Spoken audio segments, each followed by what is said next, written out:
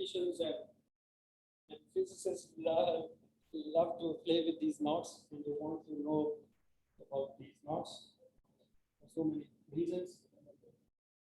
So, and how they study it? They study it by projections. Can't play all the time with these. So they study it by using their projection. So here there are so many projections. So they projected this knot onto a plane, and then we have knot diagrams. And from those knot diagrams, we can study even knots and talk about knot diagrams. So what is the smallest non-trivial knot? So that is the knot.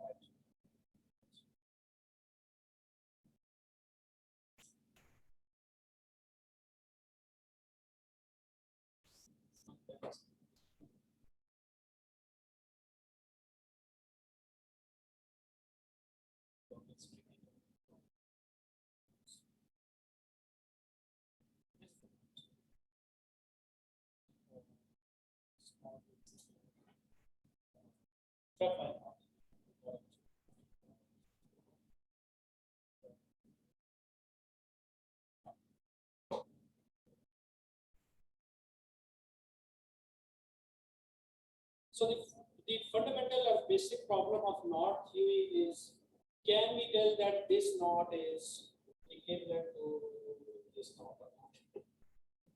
So there is one knot diagram here, and there is one knot here. And can we say that these two are equivalent? So by equivalent, I mean, can we do something with this one so that we get this one by continuous deformation, not by cutting discontinuous transformation. So these continuous deformations are sometimes called ambient isotopies in technical terms. So how we can do this? So there was a mathematician, Reidemeister. He proves a theorem in 1920s. The Reidemeister.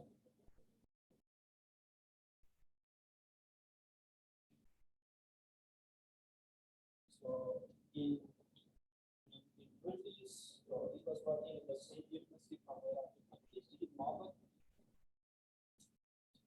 So he proved a theorem which says that two knots are equivalent if we can deform one into other by continuous deformation by a sequence of moves. What are those moves? Those moves are called Reidemeister moves, and there are three Reidemeister moves. And what are those three Reidemeister moves? Let's draw here. So one of the moves is this one. That whenever we have so suppose here we have some part which is something coming from.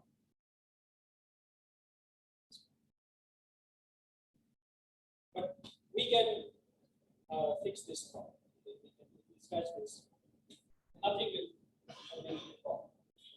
So, or maybe the twist of that doesn't matter. So in that case, we can this one.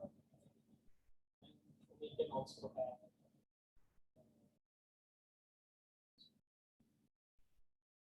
so this is one of the Reidemeister moves which we can do while trying to see whether this is a game or not. For example, if something is happening somewhere like this one, we can simplify it.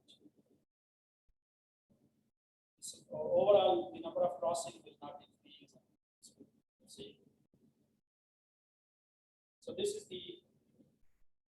one Reidemeister move, and then we have another Reidemeister move. So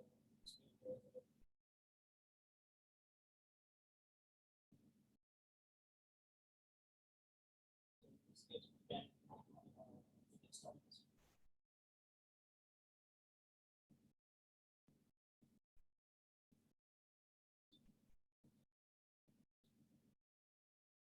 And then we have third drive master nodes.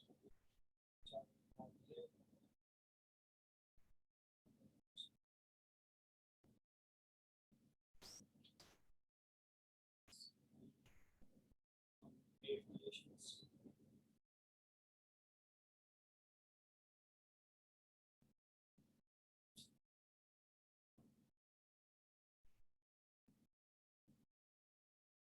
So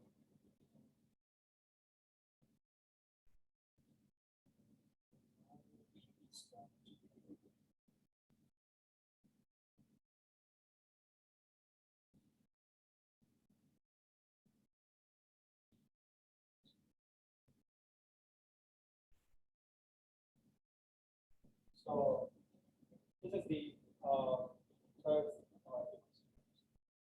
It doesn't matter if you call first. So maybe we can call it the R, the first drive master.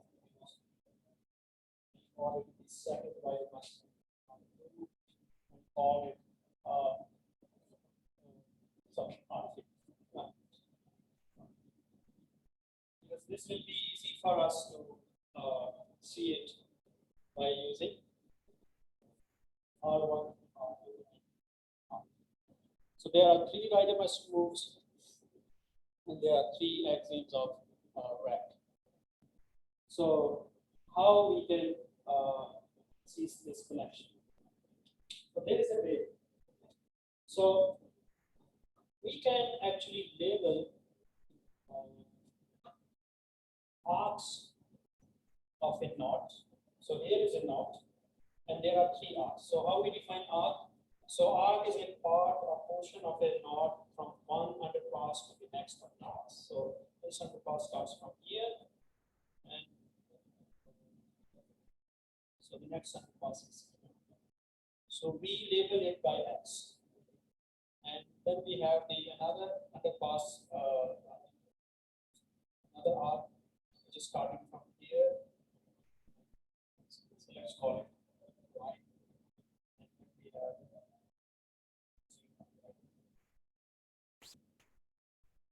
so now we label these arcs by three colors, three elements, X, Y, and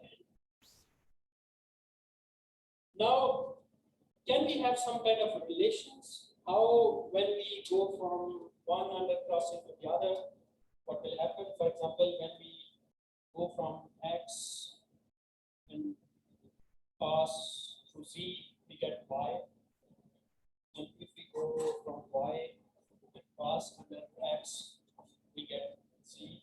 Similarly, if we go from Z and pass under Y, we get X. So this means that there is some kind of relation going on, which we can figure out. And what is that? We can figure it out by maybe two kinds of relations. So for example, this is again tricky. If we are coming from X, some X is coming from here to here. If it is already above, it is not going any other class. And if some arc is coming from Y from here, so this means that we will get a new arc whenever we get pass. So what will be this? So let's call it X triangle Y. Which is Z. So this is one of the relation which we can use. But suppose X is coming from this way rather than from left to right. From left to right, we're coming from right to left. So X will be here, and if Y is coming from this way, what will be this one? So here we can write it X inverse. Just want to incorporate those both two operations.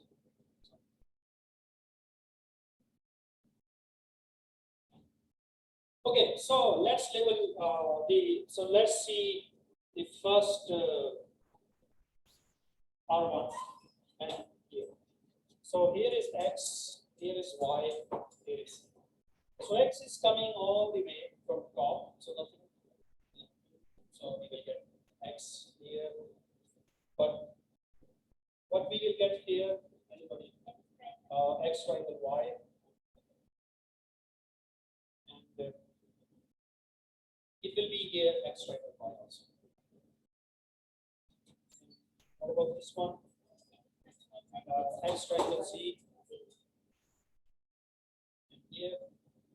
Now this is one arc which is labeled by X triangle Z, and here is X triangle Y. So what will be this one? X triangle Y. Okay, so let's do the same. It must be same coloring at the end also. So here is X, here is Y. Again, X is on the top all the way. So X here. Here we have Y and then X. This will be X triangle Y. And from here to here, this will be Y triangle Z. And here, this is Y triangle Z, and then it is going the X will be X triangle. So look, all these are giving you the same answers. So this means that now we can see that these three axioms actually, and the first one, they are not just random axioms. They actually telling us something about knots, and they can be seen as a by using this relation, we can see it. They somehow compatible with the right dimension rules. And we can also do this same thing. But let's talk about R2. So here is X, here is Y. So X is over, we get X here. So what will be this one? By our relation, it will be X triangle Y. What will be this one? Because now X is coming from this way. So it will be X triangle inverse.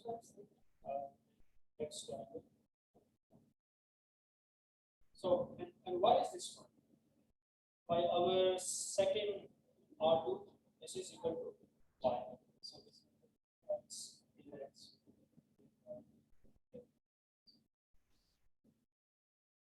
Similarly, we can write X, Y, something like that. We get Y here. We get here also. So this will be Y inverse X, and this will be Y triangle Y triangle inverse X. But what is this one? By the equation of it, right? This will be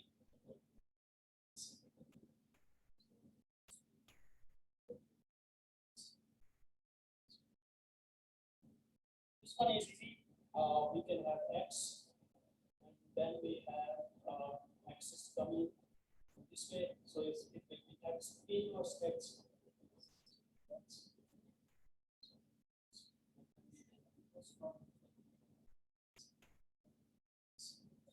So this means that these three Riemann-Roch rules, we can these three axioms, we can see them as three Riemann-Roch rules.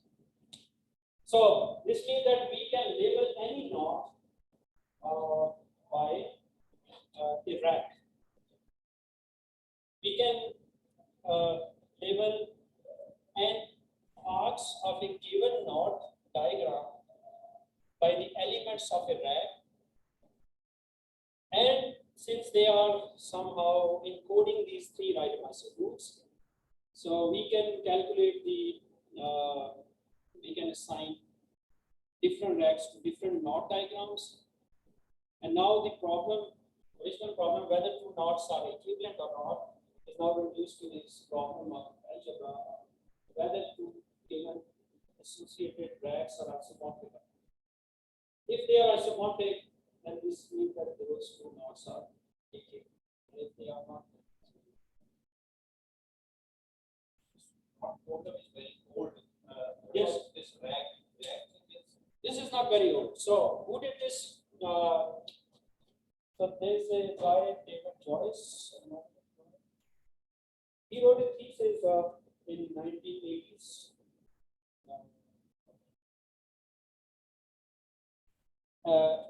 In his PhD thesis, he proved this. What I just said, that we can associate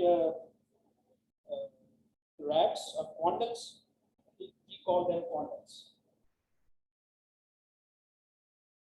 instead of racks. And we can associate quandles, these algebraic structures which satisfy three axioms, to any given knot. And since the axioms are compatible with the Riemann-Roch rules, these racks are some kind of knot invariants.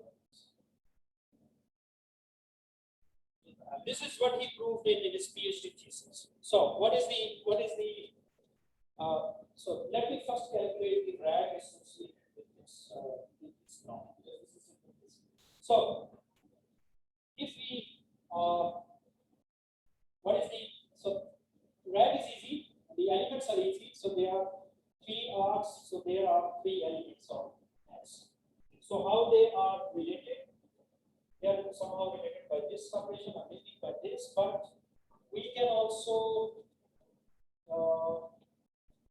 just because for this case we don't need this operation. Suppose x is coming from this way and y is coming from this way, maybe not from here to here, just the inverse of that. If some y is coming from here to here, so what we will get here? So in that case, we will write it y triangles. So these are the two relations which we can define. And now some tedious, very annoying calculations. You can say that what is the operation table of this one? X, Y, Z, X, Y, Z. So x triangle x will be x triangle y will be z. We can calculate just by this knot and by these two relations.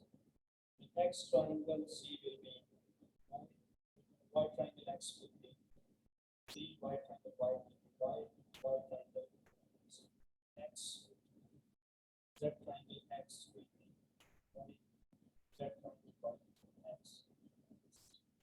So here is a x and here is this multiplication table. So again, just doing some simple mathematics. What is this rack? This rack can be so what is the binary operation? So how we can understand the binary operation? We define it like that. What is the structure? What is the binary operation defined on X? So the binary operation defined on X is that X minus Y. Since there are just three, we must have mod. So this is the binary operation. So it's just like Takasaki one. So we have 2x. So what David Joyce proved with, so this is a knot, so this is a rag which is associated, which we can associate with this triphine. And how we can write this quandle, because we call it quandle. What is the quandle of this K3? K3 means a knot with three crossing. We can define it like it is a knot which is generated by three arcs x, y, and z, and how they are acting. X triangle y is c, x triangle, so y triangle is x, and z triangle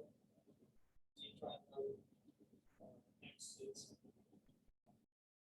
So this is a quandle which is generated by these three arcs which are satisfying these three relations. And if we calculate similarly a quandle with this knot, so let's call it A prime, and calculate the quandle associated with this one by using this relations. And then the next step is whether these two quandles are isomorphic. And this is hard one. This is the difficult one. So whether they are isomorphic or not. If they are isomorphic, then we are. But this is a difficult one for mathematician because we still don't know much about isomorphism classes of racks and quantums. This is an open problem in the area of this theory.